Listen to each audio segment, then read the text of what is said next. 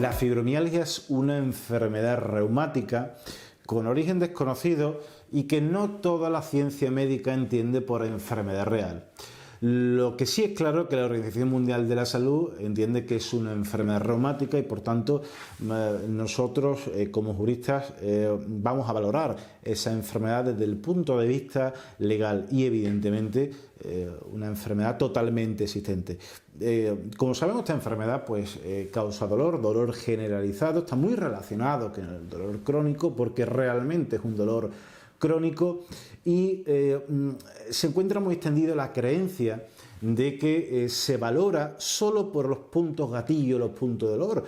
que si bien es cierto es una forma de valorar la fibromialgia en cuanto al número de puntos de dolor o en cuántas partes me duele del cuerpo, pero no es solo ese criterio el que se debe utilizar. De hecho, actualmente en la vida judicial, a efectos de calificar una fibromialgia,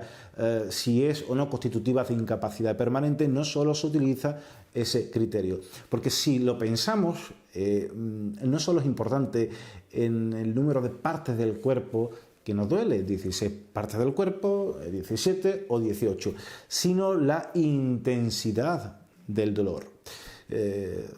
Somos conscientes de que es complicado a veces encontrar un informe simplemente que diga el número de puntos de dolor o puntos gatillo, pero además para poder solicitar con garantía la incapacidad permanente debemos obtener informes sobre todo del servicio de reumatología, que hable de esa intensidad. Es decir, podemos sufrir 18 puntos gatillo repartidos por todo el cuerpo, pero que la intensidad de ese dolor no sea suficientemente aguda. Es muy importante, como decimos, informes que indiquen el nivel de dolor. Existen escalas de el dolor del 1 al 10. Tenemos que intentar obtener algún informe que acredite esa situación. Una fórmula muy efectiva y sobre todo para la recuperación del paciente es solicitar la derivación a la unidad especializada del dolor, porque el peso que puede tener en un juzgado de lo social un informe de un médico de cabecera frente a un informe de una unidad especializada o frente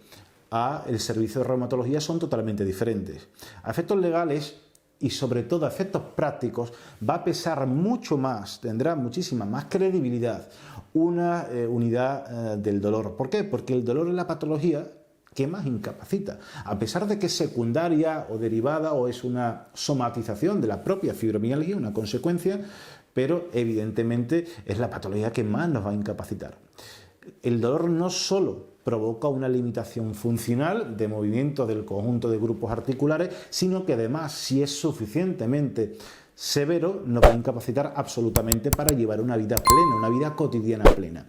Por ello, la fibromialgia depende del tipo de situación ante la que nos encontremos, podemos obtener un grado total, incapacidad permanente, en grado tal que estaremos ante una pensión vitalicia del 55 o del 75%, depende de la edad del trabajador o la trabajadora, o una incapacidad permanente absoluta si el dolor y la limitación funcional que provoca esa fibromialgia es suficientemente aguda para que no se pueda desempeñar ninguna ocupación bajo un criterio de continuidad, rendimiento